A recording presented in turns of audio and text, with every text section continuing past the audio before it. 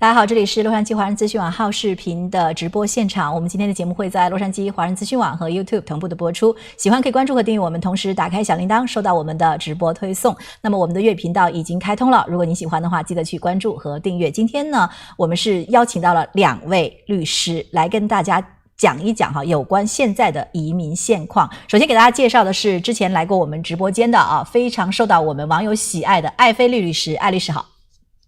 你们好，谢谢你们的邀请。谢谢艾律师。艾律师的这个中文是这个被大家记忆深刻的。今天大家看到在我的应该是这个左手边有一位这个律师，他是 Mark 律师。Hello Mark 律师。Hello。是为什么我们我们今天为什么会有2位律师呢？是因为艾律师是专门邀请到了 Mark 律师来到我们的直播间，来跟大家说一说，这是他团队里面刚刚进来的一位律师。这位律师很厉害，他之前是这个移民官他之前有做过亲属移民的面试，也做过移民的就是庇护方面的这个移民官，所以今天呢，他应该会为大家带来很多有关这方面的这样的一个资讯还是首先请艾律师来给我们介绍一下，为什么会请到 Mark律师带到你的团队当中来？这是很清楚的，我非常荣幸能够有这个机会认识他，然后我们开始谈，也多认识一下。后来他对我们的事务所有兴趣，因为他确实看到我们的记录，看到我们的很多评分，在他的社区，他也听说过我们的名字，所以我们开始谈一下。我觉得他给我们带来的价值非常非常大，因为他以前是移民官，他以前是庇护官，他也以前是移民法院的监控方，所以给我们带来的那些从另外一个角度可以分析问题的，肯定会提高我们的服务能力。所以我就非常开心能够邀请他在我们事务所就是工作。他从我们的新开的迈阿密的办公室工作。对，在迈阿密的这个办公室工作。但如果是说我们加州的朋友有这方面的需求的话，Mark 律师也会得到 Mark 律师的帮助吗？这是肯定的，对，我们是一个团队，所以 Mark 律师只要参与帮我们分析一下这个案件，是他来的目标就是这个。好，那么这个因为我的这个英文实在是有点烂，所以今天呢要请这个艾律师来给我们稍微翻译给 Mark 律师我在这里想请问一下这个Mark 律师为什么会选择艾律师的团队？ Hey Mark, so the first question from Yang is, why did you choose to work at Alexandre Law Firm? Yeah, that's a good question. I had a chance to learn a little bit more about Felipe Alexandre and all his language skills, a Brazilian that came to the U.S. and that speaks Mandarin. That was kind of impressive, and all the work that he does for the Chinese community in Los Angeles and New York. That was one of the things that made me choose to work for Alexandre Law Firm.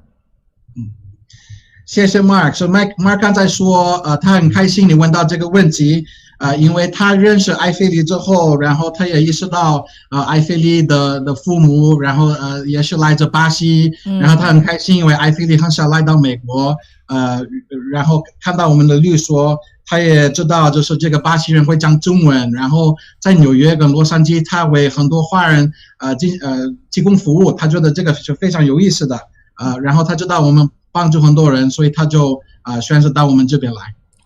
所以这个应该也是看到艾律师一直在致力于帮助大家，或者是帮助一些这个有政治庇护方面的朋友来进行移民这样的一个动作那么想请问一下这个艾律师，您觉得就是说 Mark 律师未来会给您带来什么样的工作上的一个帮助吗？肯定是很大的，因为我们一直会有一些小微的疑问说这个怎么可以做更好，或者移民局怎么会对我们这样子，或者我们收到了这份信对我们来说没道理的，所以我们就问他从他的经验他的角度帮我们分析一下。他一直我跟他聊天，我一直跟他聊天过很多事情，然后他虽然我这个工作我做了也比较久，但是他给我一个想法，我没有想过我可以这样做，我可以这样做，所以我觉得这个是会帮我们慢慢提高。了解。所以其实是不是他的到来会让您解决一些之前在办案子当中的一些疑问？这没错，对，所以这个我会提高我们一下，会让我们多认识多了解政府怎么看案子，所以我觉得这个是非常重要的，因为我接案子的时候，我一直会从政府方面的角度来分析一下怎么可以做更好，因为我们想满足政府，我们想满足这个移民官，让他解决他的疑问。所以 Mark 是这个角度他是最厉害的，因为他做过好几年了。是，所以从这个 Mark 律师他的这个经验来看的话哈，他做过政府的这样的移民局的这样的官员，他现在人出来之后，像这种规则呀，或者是一些他们的判断方式啊，他是可以就是说透露出来的吗？对，没错，这个不是什么不好的事情，因为这就是以前他的工作经验，现在在我们这边工作，所以有哪一些可以帮到我们的地方，他学过的事情都可以给我们透露起来了。好，所以可不可以请问一下 Mark 律师哈，就是说在当然了，我不知道您现在有没有开始接案子哈，来帮助这个艾律师来做案子。那么在您觉得就是说，如果是在现在的这个实践当中，就现在当下和你在做移民官的时候，最大的差别在哪里？在判断一件案件的时候。Mark, so Yang Yang's question is, what's one of the biggest differences that you see when working a case, when working like an asylum case, for example, now in our times versus when you were an asylum officer? You mean working now in the private sector versus when I was an asylum officer? I think like handling an asylum case now, like if we're going to approach an asylum case, are there differences in approaching it now versus when you were working as an asylum officer? In other words, have there been kind of, small changes or whatnot? Oh, I think the procedure kind of remained the same. It's more like the way the officers are approaching the cases now, a little bit stricter. They want to make sure that every single detail about the case is clear. There's no inconsistencies or discrepancies in the case. But overall, it's pretty much about the same from before and what it is now.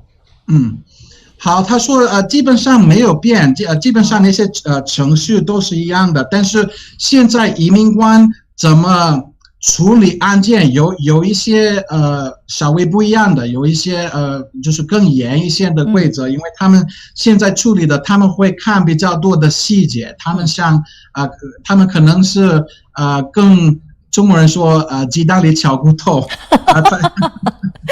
艾律师很厉害哈，知道我们的歇后语，没错，就是等于说是挑毛病，就是可能是审查更加严格，对不对？对，所以我们要把我们案子做更好的，因为这个态度没事，这个应该没问题，这个态度现在已经不用了。真的是我们要把所有的细节，我们要猜测，就是我们要推测一下他的疑问会是什么，然后我们就必须补充，直到我们可以满足他。对，所以 Mark 律师说的是非常对，他们的态度是有些变的。我们看到川普总统上台以后，全美国的移民办公室有了一些这方面的改变，但是现在就是好多了。而且我提醒大家，法律没有变。Mark 说的是对，就是程序和态度是有一些变的。没错，就是法律本身没有变化，但是呢，如果是移民官在审查过程当中，他对一些细则的要求，可能他的这个要求有一点变化，就更严格了。所以今天我们感谢艾律师带着 Mark 律师一起来上我们的节目，也是要给大家问一些有关这个移民方面的一些问题，来看看 Mark 律师怎么样来帮助大家更顺利的进行你们的这样的一个移民申请。那么我们知道艾律师其实最主要做的是庇护这方面的案子这个我记得之前跟你也聊过，其实对于庇护的案件来说呢，律师在场是很重要的，所以这一点是不是这样？这个 Mark 律师是不是这样认为？Mark, so I've been on the show many times and I've emphasized what I think the importance of having an attorney present at the interview is, but from your experience, you did many interviews and you had attorneys present and not present. What do you think about that concept? Is it important to have an attorney present at the interview? I think it is. I think the presence of an attorney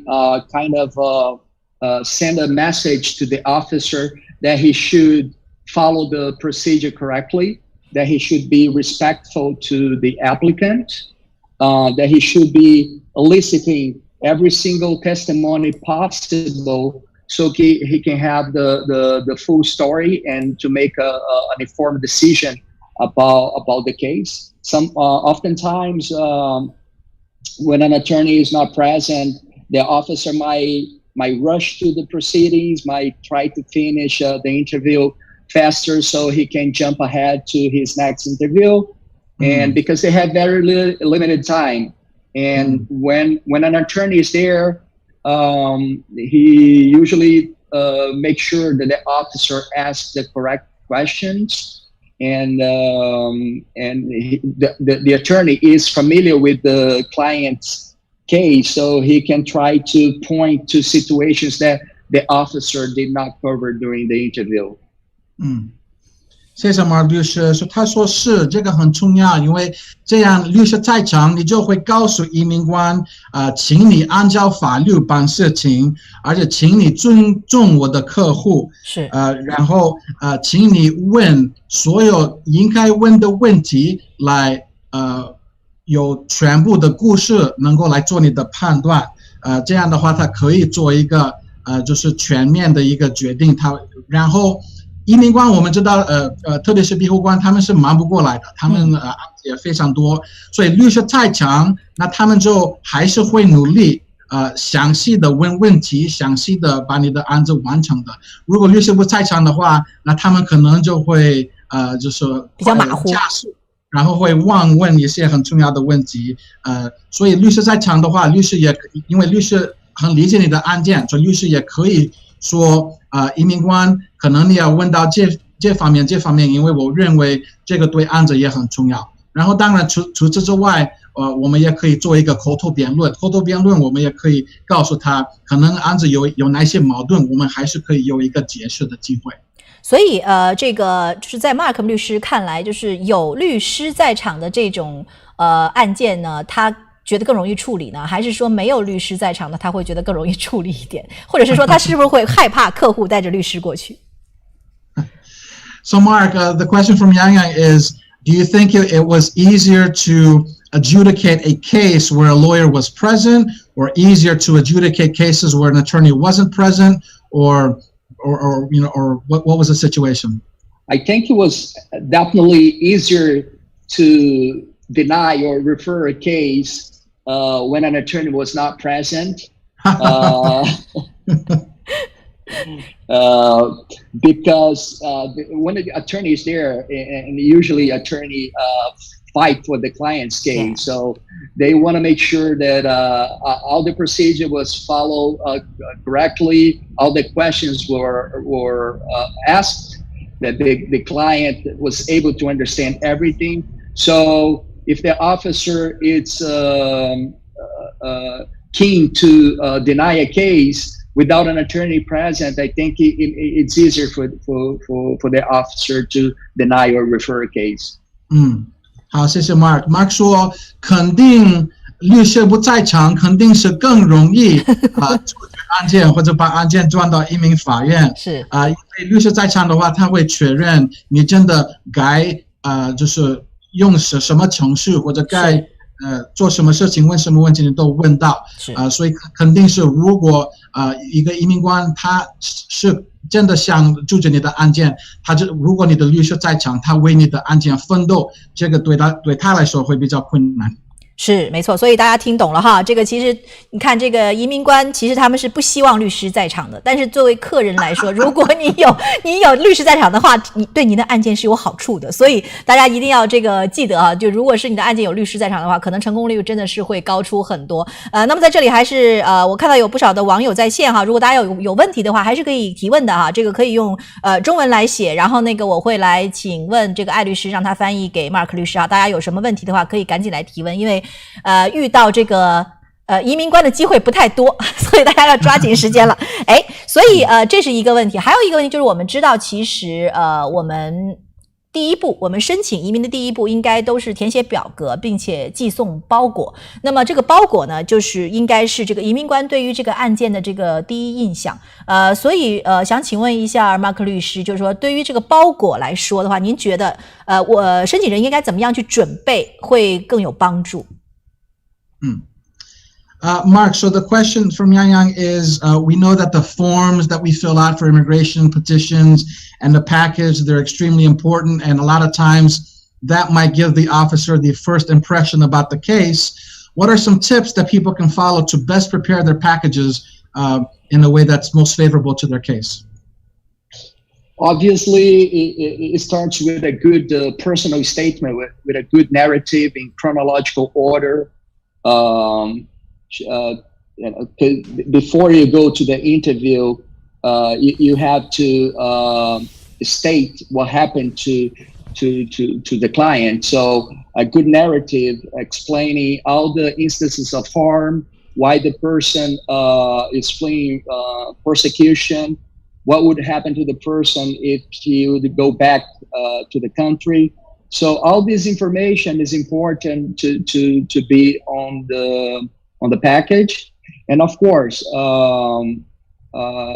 make sure that all the information is it's correct in the forms. Make sure that the forms are signed, dated, and that we have tabs so it can be easier for the officer to refer to the evidence in the case. So everything to make the officer's life easier. That helps a lot. That goes a long way. 好，所以 Mark 律师说，你的个人论述就是个人申诉是非常重要的。对这里面你要写所有的对你的案子是的重点，就是说如果发生过的事情或者你怕的事情，你都要写进去。所以比如说你受到过哪一些伤，或者你受到过哪一些迫害，你为什么离开了你的国家，然后如果你回你的国家，你害怕到底会发生什么，所以这些细节你都要写进去。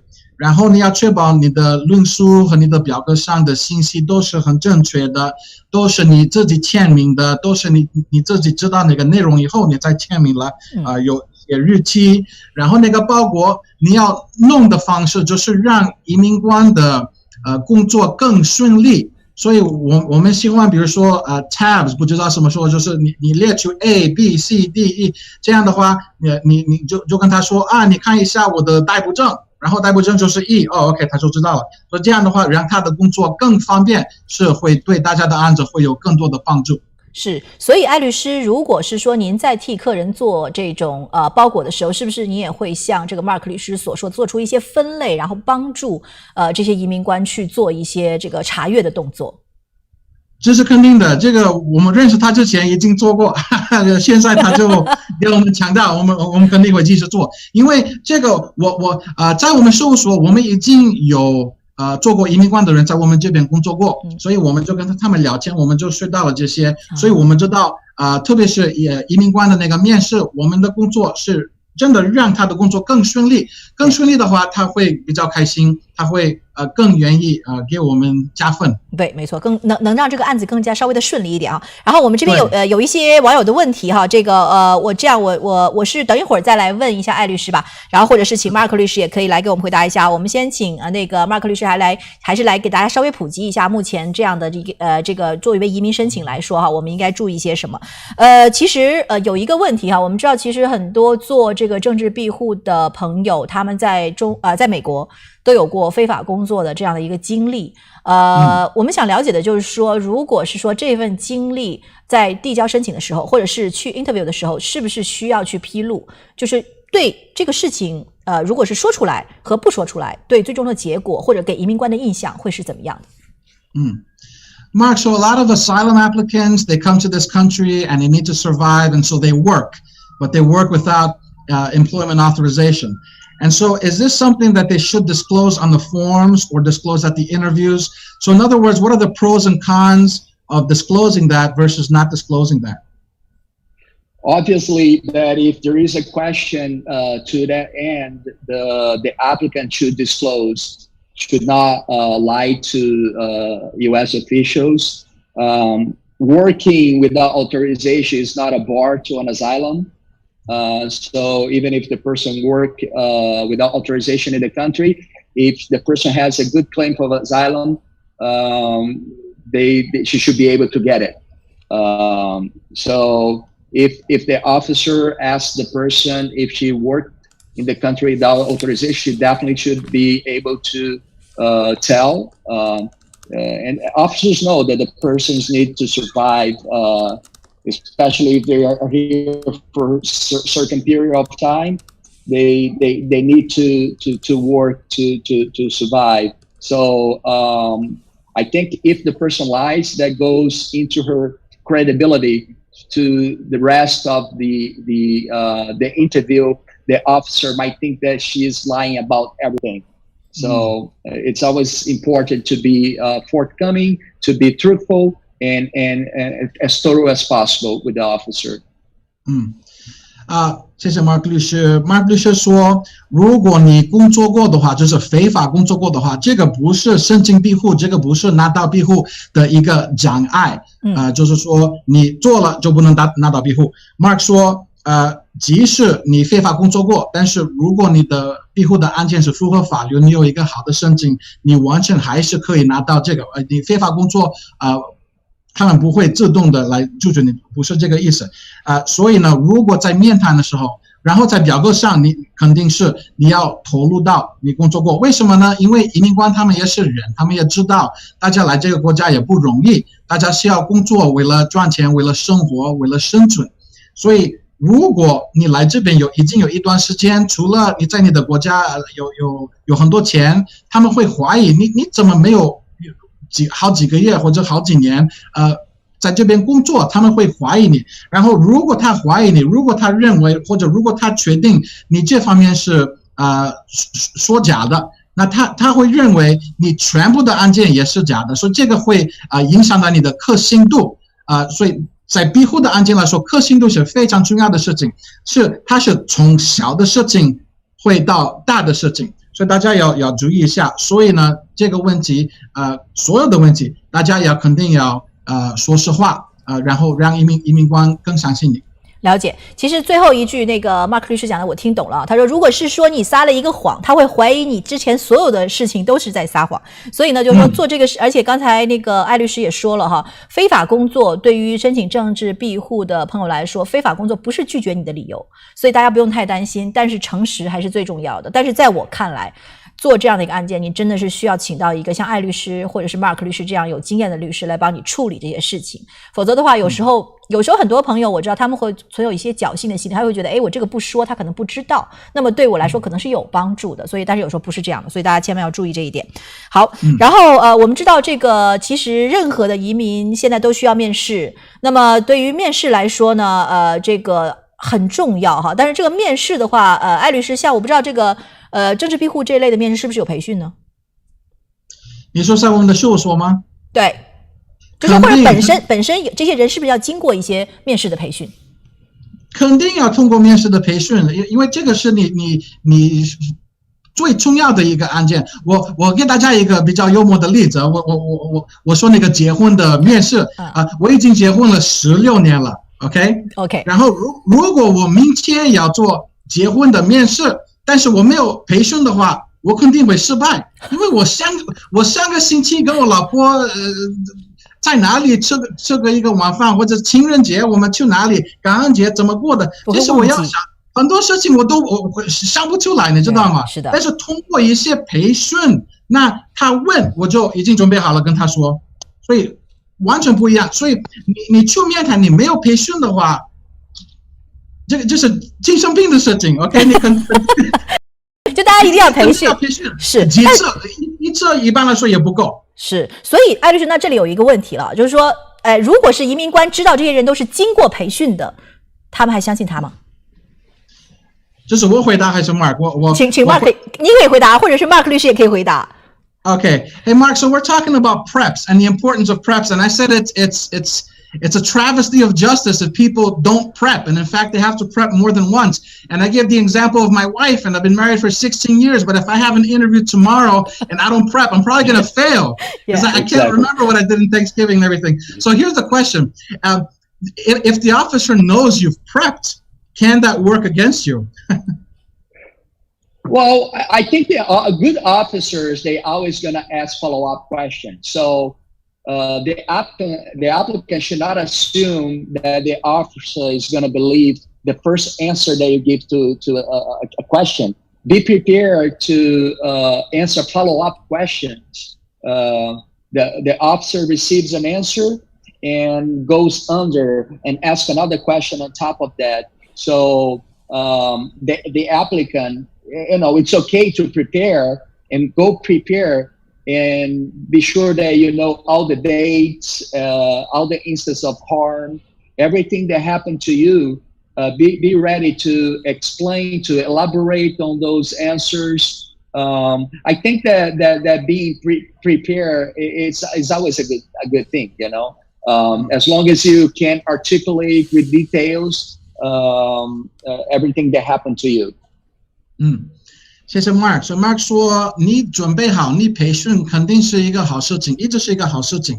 因为有一些移民官，他不一定会相信你第一句说话，就是说他问你一个问题，你怎么回答他就接受，也不一定。他可能再问你一个问题，或者从另外一个角度问你同样的问题，所以他就用比较详细的方式去问你这些问题。所以如果你没有培训的话，你肯定会被卡住。所以大家要记得一下，你按着的那些重要的日期，发生过什么事情，你受到过哪些迫害，哪些伤害，这些你必须能够用详细的方式能够说出来。所以培训是非做不可的。所以艾律师这个我没有办法说您的中文很棒哈，当然艾律师就是中文很棒，所以来过我的直播很多次了。刚才这个 Mark 律师说到的这个问题我可不可以理解成，其实移民官在问问题的时候，其实是会给这些申请人挖坑？您了解挖坑这个词吗？就是说给他们设圈套，是不是？你可以问一下 Mark 律师，就是他当时有没有给人这样设过圈套？所以这个圈套就是意味着，就是说有可能申请人在很紧张的情况下，如果回答错了怎么办？Okay, so Mark, we hear stories of asylum officers, immigration officers. Sometimes they almost like set up a trap for the client, and they trap them with a certain question, and the client answers in the wrong way. What can they do about that? Yeah, that's a good question because I used to do that when I was an asylum officer. Really? 他说在这边的时候，他会这样做过。他会这样做，每个移民官都会大家要注意然后要听 Mark 律师讲OK, go on. 大家注意 OK, Mark, continue. This is important. Yeah, it was not a setup per se, but it was like laying a foundation to throw a punch after. So I was asking softball questions. And then to later ask the hard question. So if I always thought that if the person actually suffered all those things that she or he is stating, she should be able to give details about what happened to her. So I think the person should go prepared, should definitely have an attorney, should definitely do a preparation before the interview, because she's going to be under stress, she's going to be under pressure because she's before a U.S. official. It's normal to be nervous. It's normal to forget things. So I think if you do a good preparation, if you know your story, not even myself as an officer will be able to trap you. OK, 好，所以Mark 律师说他这样做过，但是他不一定是圈套他就是为了知道这个真相，他一开始会问一些容易的问题，又问一个容易的问题，然后就给他一个基础，然后他可以用你这些的答复来问你一些比较艰难的一些问题，所以他是这样做过。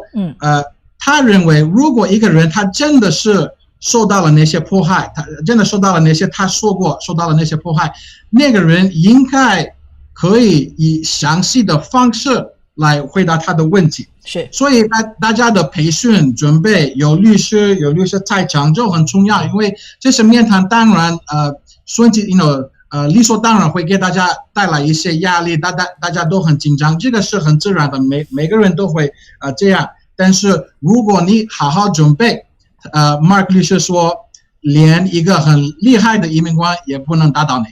好，所以还有一个就是说，大家一定要对自己的案子非常熟悉哈，并且讲述自己真实的情况。所以在这种情况下，我相信哈，问任何的问题都难不倒你。但是面试培训依然是很重要的。好，然后这个面试方面的话，艾律师，你觉得还有什么要跟大家要提醒、要注意的方面吗？好，我先问 Mark 一下，然后可以补充。好。So Mark, as far as interviews, is there anything else you want to add? Any tips, prep tips, materials? Well, not necessarily a prep tip, but an advice that I would give is if you don't know an answer to a question, don't try to guess. Just tell the officer that you don't know an answer to the question, that it's okay. Because if you guess, you're probably going to go into some credibility issues. And also, if you don't understand the question, it's okay to ask the officer to repeat. It's okay for you to pause, to think about an answer before you tell the officer. OK. So Mark 律师说，他一个建议是，如果面试的时候，移民官问你一个你不知道怎么回答，那你就说你不知道，因为你不要猜到，你不要猜一下，因为如果你猜到然后错了的话，那这个会影响你的可信度。OK， 所以你不知道你就直接说你不知道。然后如果你不理解不懂移民官刚才问你的问题，你可以让他给你重复听一遍，这个没有问题的。你也可以就是如果需要的话，你慢慢想一想再回答他的问题，这样是可以的。是可以的。所以面试的时候哈，艾律师，面试的时候是可以有翻译在场吗？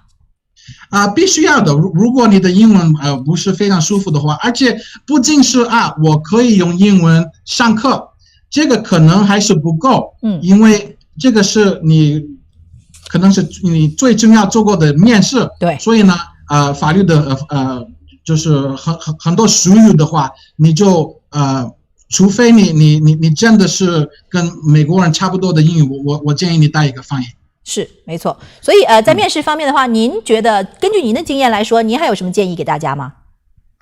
我除了 Mark 刚才说的这些的话，那我告诉我的客户，我觉得我们一直想的事情都会影响到我们。所以如果你一直想，哎呀，万一我没过，万一我碰到一个下手，万一这样，不要紧张，对不对？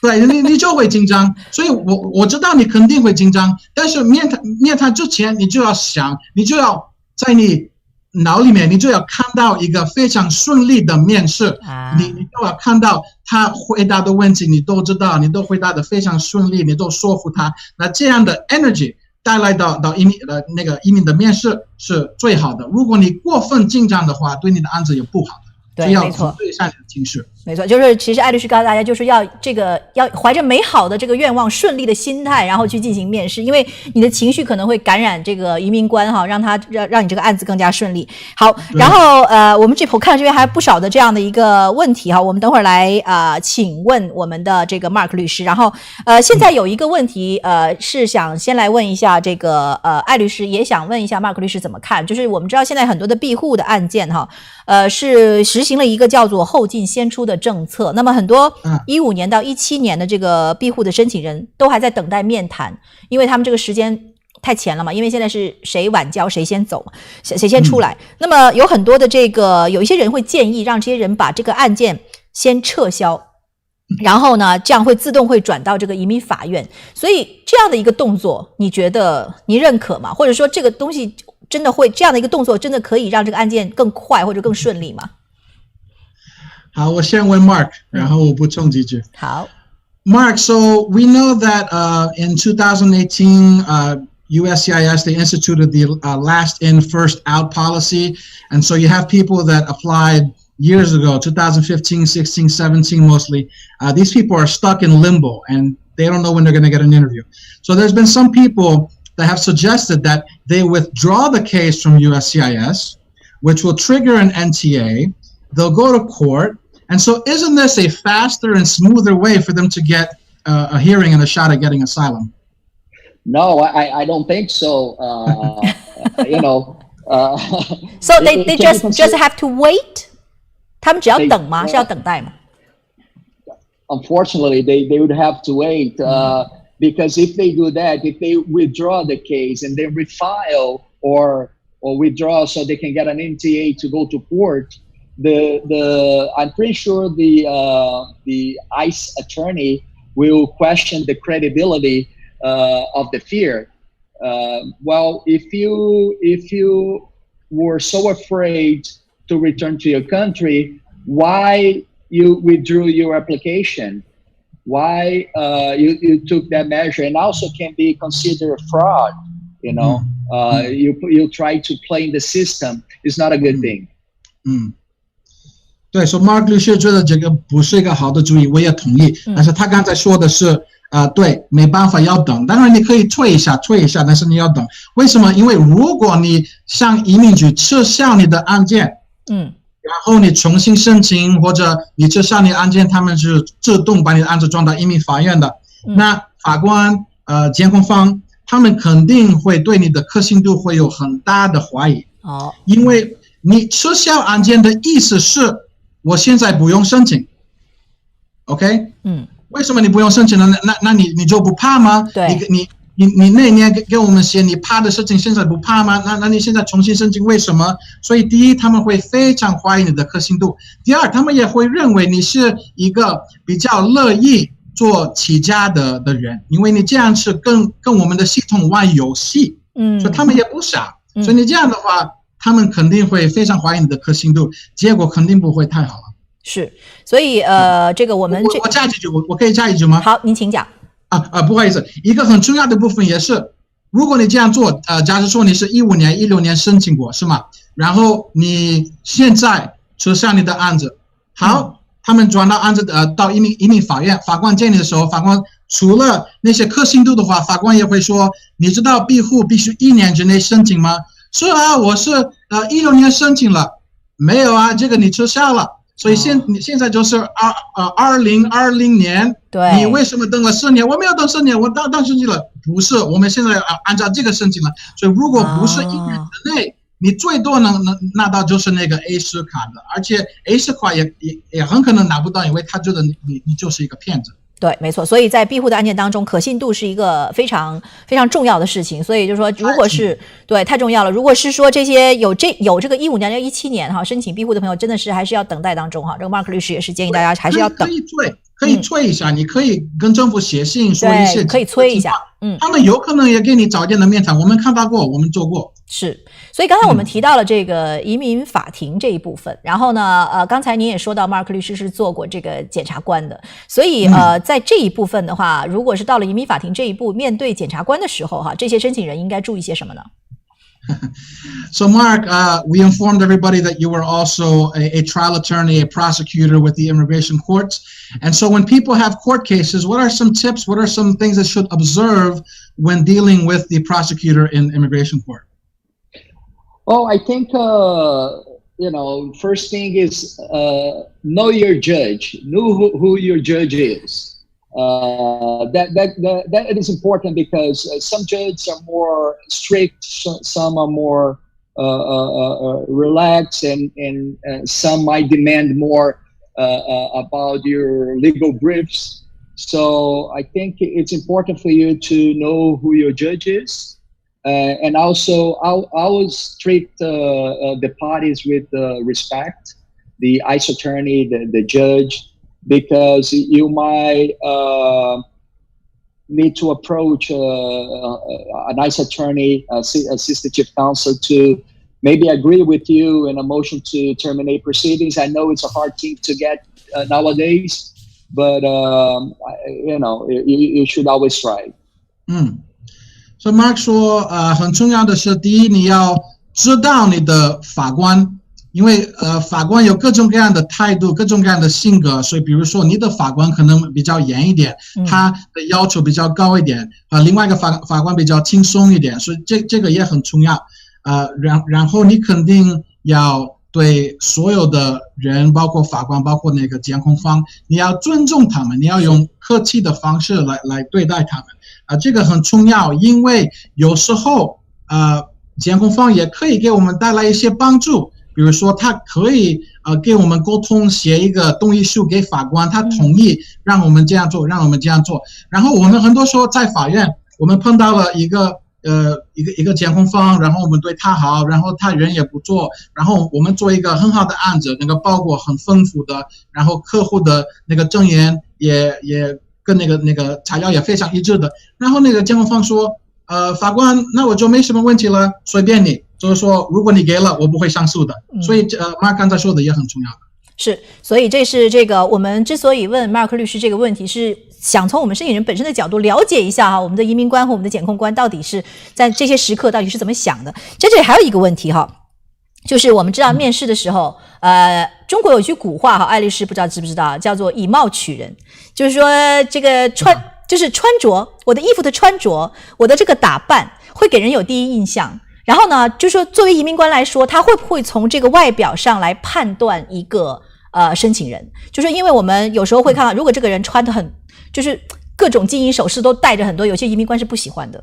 然后如果是穿得很露，或者是穿的这个衣服很少，然后可能有些移民官也是不喜欢的。所以他们会不会因为这个申请人的这个穿着方面，或者是有一些态度上，比如说跟移民官说话的态度上哈，这个会给他们一些印象，然后造成他们对这个案子的判断会做出一些不一样的决定。So Mark, this is an interesting question. So when it comes to interviews and the immigration officer, when he sees the applicant, he or she, is the way an applicant dresses important, right? I mean, certain applicants dress a little more conservatively, some perhaps with, revealing clothing, and the immigration officer doesn't like that too much. Does that have a negative impact on the case? And second, the applicant's attitude towards the officer, does that also, can that have a negative impact on the case? I don't think, obviously, if you dress appropriately for the occasion, it should be good. You not need to wear a suit and tie for men, for instance. But definitely the way your attitude towards the U.S. official can make things easier for you. If you have a tough attitude, if you're rude to the officer, you should expect to receive a similar treatment. So Mark 说你穿的衣服只要是比较合理的比如说如果你是男孩，你不一定要穿那个西装，不一定要有领带，OK， 只要是合理的是可以的，但是你的态度是非常重要。如果你的态度对移民官很怎么说苛刻的，就是很凶的，他也会对你这样子。就是等于说其实还是有一定的影响哈，因为我之前是有听说过，就是说如果是说比如说一个女孩她穿的非常少，或者是有这样的一个情况，会给移民官留下不好的印象。但是我想问一下艾律师，您个人的经验来看的话，这个穿着上在培训的时候你们是不是也会有讲到？那当然我们一直会建议大家就是要正式一点，好一点。我一般来说，如果大家去教会的话，我说那你去教会你会穿什么样的衣服？所以比如说帽子就是那个棒球的帽子，你不要戴，OK，然后短裤也不会，就是肯定是长的，是正式一点的。但是当然，如果你合理的话，一个 T 衫，一个牛仔裤也没有问题。但是如果你可以正式一点，这是我的建议。因为这个是表示一种尊重的方法。是。好，然后这个前面我们问到的是这个庇护方面哈，因为我们刚才也了解到 Mark 律师其实在之前是有做过这个移民类哈杰出人才类的这样的这个律师，所以在这方面呢也是想请他来给我们稍微的聊一下，因为我们知道现在对于华人来说哈，我们我这边了解华人比较多，就是说这个像 EB5 这条路基本上比较难，因为要等很久。然后呢还有其他的一些工作申请，可能像就是非移民类的啦，是 H1B 啊或者是 L 这种都比较难，然后亲属呢，那当然要有条件，所以现在有很多人他们的这个对于移民这条路的选择都会选择到了杰出人才，就 EB1、EB2 这一类 EB3 这一类的。所以我想请问一下 Mark 律师，以他的经验来看的话，现在这个 EB1 这样的一个，我们知道有10条的标准，但其实真正对于移民局来说哈，就是说是不是这个我们知道不用满足10条，但是他们的标准大概在哪里？可不可以透露给大家？So Mark, EB1 is increasingly becoming a very popular option for the Chinese because EB5 is taking forever, and some of the other visas aren't as dependable. But it seems to us it's a very subjective standard. And so where exactly is the officer's standard? What exactly does the applicant need to prove in order to be eligible for this kind of visa? For the EB1 extraordinary ability? Yes. Yeah. Okay. So for the extraordinary ability, he needs to show that he has achieved a national or international acclaim in his or her field of endeavor. And so he needs to either show that the person has accomplished a one-time achievement, such as a high prize, like Oscar or a gold medal at Olympic Games. If the person doesn't have that, the person can show that she has or he has at least 3 of the 10 criteria available, showing that she has a lesser prizes, showing that participated in associations that judge the work of others, and to show that she's on top of her industry. 好，所以 Mark 律师说，接取人才来说，你必须证明你是你全国很出名的人，或者在国际上方面你也是一个出名的人，在某个领域某个 area 你就是非常有名的。如果你得到了一个非常大的奖品，比如说诺贝尔或者奥斯卡或者奥林匹克的那个gold medal 金牌当然你也可以用到这些。然后如果你没有得到那么大的奖，你还移民局它有10个标题10个标准，如果你从10个你得到3个，你可以得到这个EB1 的那个接触人才的。比如说如果你得到了一些奖，它没有那个奥斯卡那么大，但是你得到了，你也可以去发表一下。然后如果你比如说有人邀请你参与一些会判断别人工作的一个组织，裁判，比如说裁判，对，对，做裁判，对，如果他们邀请你做裁判 ，OK， 你都可以得到。就是说，你必须证明在这个领域当中，你真的是一个非常厉害的人，就是1%所有的一个人。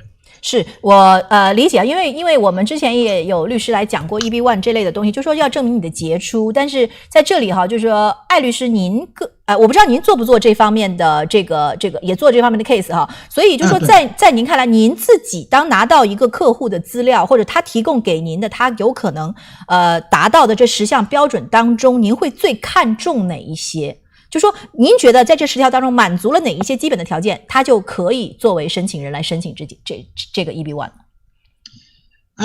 这个真的难说，因为每个案子真的是不一样。但是当然像 Mark 这样说，如果你得到了一个比较大奖 ，OK， 比如说像奥斯卡，不一定是奥斯卡，但是对你的领域、你的工作来说是一个全世界非常重要的一个奖品，这个是一个非常好的事情。我们希望看很多领域大家也写很多文章，对，或者你在很多报纸你出现了，他们关于你的经验也写了很多文章，所以这些累计来讲，你是一个1%的人，但是你得到过的那些奖品，你做过的事情，你在你的领域是不是带来了哪一些改变 ？OK， 他们是不是在你的领域，他们看到你是一个innovator， 就是你会创造新的做法的一个人，他们也非常喜欢这样的人，因为你来美国之后，你会继续给我们带来这方面的好处，我们喜欢这样的人。了解，所以按照艾律师的说法，应该是奖项应该是会比较重要，对不对？什么重要？我们就是得到一个奖项，会比较重要，非常重要。对，而且是我知道是应该是，如果是有国际类的奖项，或者是说这个领域最顶尖的这样的一个奖项，可能会大家会比较重要。那么对，那么如果是这个 EB2 这一类呢，它跟 EB1 到底差在哪里？它这个标准上会是有很大的差别吗？还是说是差不多？所以我先问一下 Mark， 他有一个好的角度跟我们分享一下。So Mark, the standard between EB1 and EB2, and I guess we're talking about EB2 NIW. You could explain it. Is it the same or is it a little bit less? Can you talk to us a little bit about the different standards between the two applications? Of course. So the EB2, the EB1 is the first preference. So it's a more kind of sophisticated visa. And if the person cannot meet at least 3 of the 10 criteria, the person should look into the second preference, which is the EB2 national interest waiver, which doesn't require a job offer or doesn't require the person to go through a labor certification process. To meet the standards for the EB2, the person would need to show that she has at least an advanced degree. An advanced degree is considered a master or a PhD, or a bachelor's degree with at least 5 years of progressive experience in the field of endeavor. And then on top of that, the person would need to show that what she's coming here, he or she coming to the country to do is in the national interest of the country. 好，所以Mark 说，当然就是那个 EB1，很多人想申请这个，但是它也是非常高等的一种标准。所以如果大家10个标准当中得不到3个，那大家可以考虑EB2。EB2 有一种申请法，它叫National Interest Waiver， 它是一种豁免或者赦免。会赦免什么？因为一般来说，如果你说 EB2 的话，你会需要一个单位给你一个工作的邀请，你也会必须要通过美国的劳动部得到他们的允许，才能继续申请这方面的签证。但是那个 National Interest Waiver 这个赦免是可以免的这样的要求。对，所以你要证明什么？你要证明你第一，你有一个高的学位，高的学位一般来说是硕士 Master， 或者是你有本科学位加上5年的有关的工作经验，那这个是已经足够的。然后你必须证明你来美国做的事情做的这个努力是对美国来说是一个非常大的好处，会为美国做一些贡献，对不对？对，没错。但是就是说大家可以听到就是说如果是说对 EB1 条件不满足的朋友可以考虑 EB2， 那么 EB2 的话会相对好一点，然后等于说标准相对低一点，但是依然它是有它的要求的。所以如果是大家想了解更多的，可以联系我们的 Mark 律师如果需要翻译的话，可以找艾律师。对的，没错。好，然后我们现在我再来这个问一下这个 Mark 律师这个最后一个问 Mark 律师问题之后，我们有点时间，我想帮我们的这个网友问一下问题这个想问一下 Mark 律师，在他做移民官的这个当中这时间当中有没有一些很有趣的事情可以跟我们分享一下的？特别是在他这个案件当中，就有没有一些很有趣的这个申请人给他留下了很深的印象的？好，Mark, so the question is, during your time as an immigration officer, were there any cases, were there any applicants, were there any situations, circumstances that were, very interesting, unique, perhaps even humorous? Yeah, there was a situation when I was assistant chief counsel. I was at a hearing with the immigration judge, and this applicant was applying for asylum before the court, and he was from a African country, and he was claiming all this harm that he suffered, all this time that he spent in jail. So before the hearing, I decided to do a Facebook research. And I found the applicant, I found the applicant posting things on Facebook, like vacations, trips, on the same dates that he claimed that he was in jail. So, is there something wrong?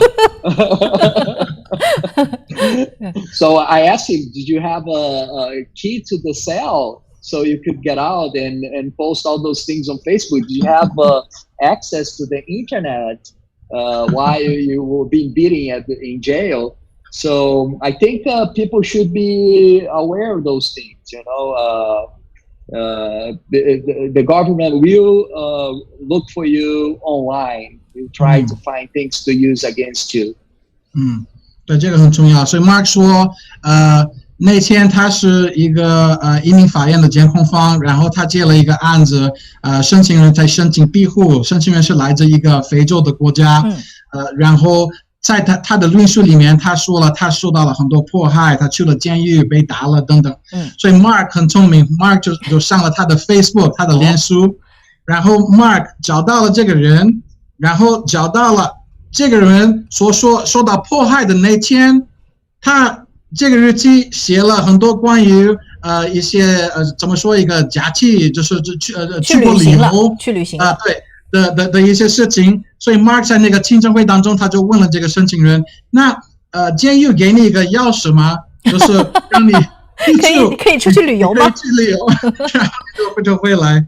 所以 Mark 提醒我们一个很重要的事情，大家要全面的准备，因为政府现在他们会用那个因特网来教你的一些细节。哎，没错的，所以这个谢谢 Mark 律师的提醒啊，这当然很重要，就是说你在这个社交媒体上留下的痕迹都会被移民官看到，所以还是我们那句话哈，真实是最重要的，所以千万不要说谎。好，那么我们这边网友有一些问题哈，来请问一下艾律师，或者是请 Mark 律师来回答哈。我们这边的网友第一个问题是说哈，他是有一份补交的体检报告，但是呢，他怀疑移民官并没有收到，在这种情况下，他要重新寄一份吗？如果是面谈之前有一些庇护办公室他们做的有一些不一样，如果你怕他们没有收到的话，你也可以就是打电话，比如说如果你是像那个庇护所补充了材料，但是你不清楚，你就打电话说你们可以帮我确认一下我的材料是到了那个移民官的档案吗？你也可以当场也带来你肯定要带来你的邮局的那个票收据。对，收据，这样的话他们说我们没收到，我说我寄给你了，然后我也打电话给你们了，你们说你收到了，然后你又给他带了一份 copy， 一份复印件，那这样的话他看到你真的是寄过去的，你是给他们打过电话，他们确认了，你还是给他一个新的一个复印件，所以他对你会非常感谢。所以这个首先要确定他们收到了没有，另外一个就是说要告诉他们你是做出了这个动作啊，拿出收据告诉这个移民局那边我是寄过了。如果是他们依然是还没有找到的话，你可以拿一份 copy， 或者是他这个交上去的话是可以在面试的时候直接补交吗？还是要单独寄出去？这个问题很重要，所以如果你在纽约的话，纽约是没有问题，你可以当场提交补充一些材料。当然我们不建议你提交非常多，因为纽约的话他们是当天会收到你的案子。OK， 对，所以如果你补充了好多，他们也会非常生气，会造成一些耽误，但是可以的。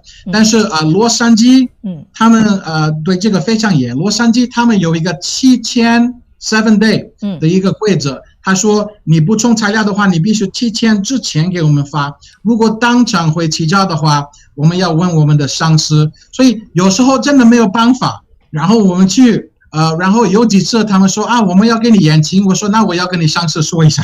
所以我真的要跟上司说，所以有很麻烦。所以如果可以避免这样的事情，我建议大家在洛杉矶7天之前把所有要补充的事情给他们发过去。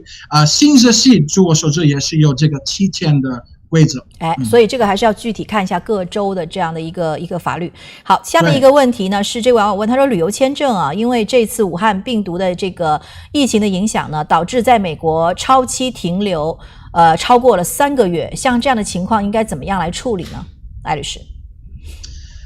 那看一下呢，当然如果你害怕回国，而且除了那个疫情的话，你还有其他什么工具，你可以申请庇护，或者如果你有其他的方式来调整你的身份。但是如果你的时间已经超过3个月，那你的选择不多，有庇护或者有结婚如果你是以后打算回国的话，我是这样的人，我本来希望他是身份到期之前来咨询一个律师，因为这样的话你可以延期你的申请，可以延期 B1 B2。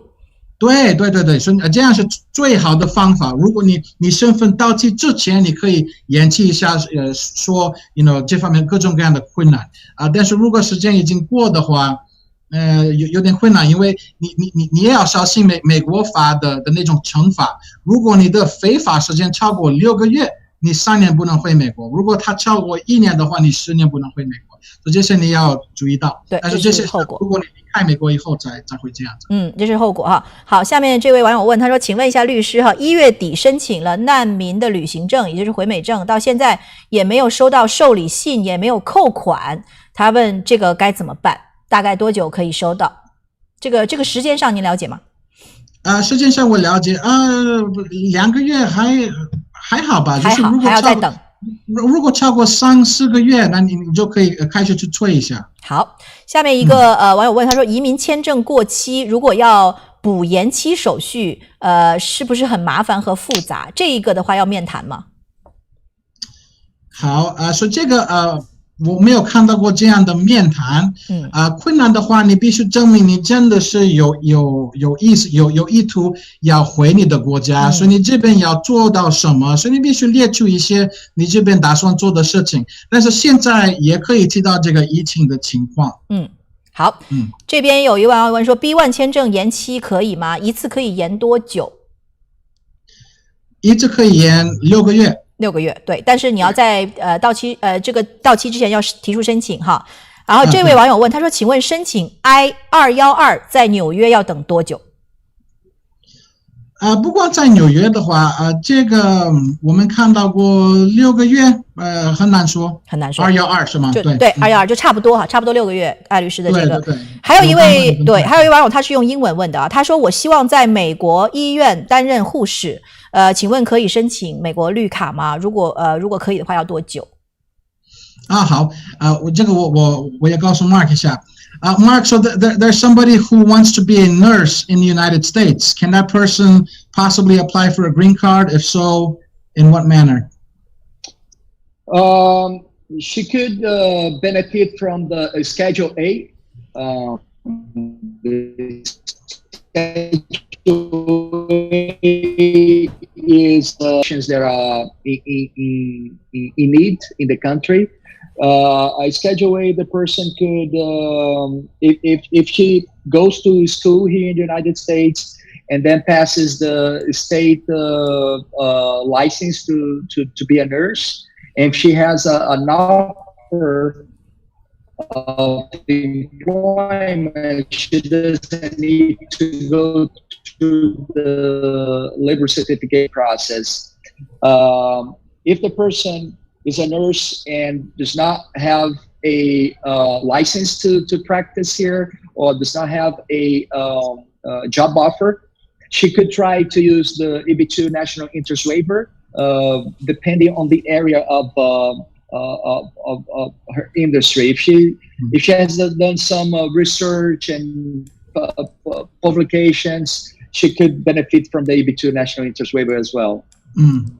它是有几种方法，一个方法你这边可以上学，然后你可以考这边的执照，然后你可以拿到一个机构的工作的邀请这样的话你因为是护士的不需要通过那个劳动部来得到他们的运输但是如果你没有这边的执照的话或者你没有一个工作的邀请，而且你做的除了做这方面的工作，你可能以前你是专门研究这个或者比较特殊的情况，那你或者你写了很多文章等等，你还是可以通过那个 EB-2 的那个豁免 National Interest Waiver。对，没错。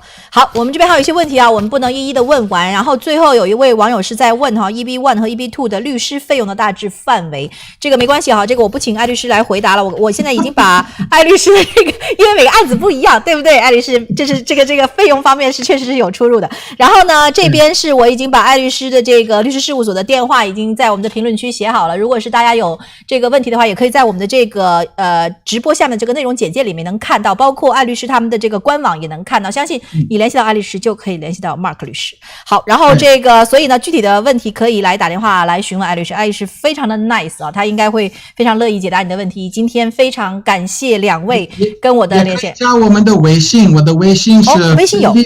来稍微等一下，我来记一下哈，您讲。OK， 是我的名字 Felipe， 就是 FELIPE TE 对吗？PE 就是Paul 的 P， 好，FELIPE 0821 ，Yeah 就可以了，就可以了。OK， 我们的导播有收到吗 ？FELIPE 0821，这是艾律师的微信哦，这个是您私人的微信吗？我私人的微信，对。We talk about the WeChat， so Mark 有没有 WeChat？他刚才加上了 ，So Mark, you just added WeChat like a week ago, right? It's okay， 我们可以先找艾律师，然后再找到 Mark 律师哈，没问题。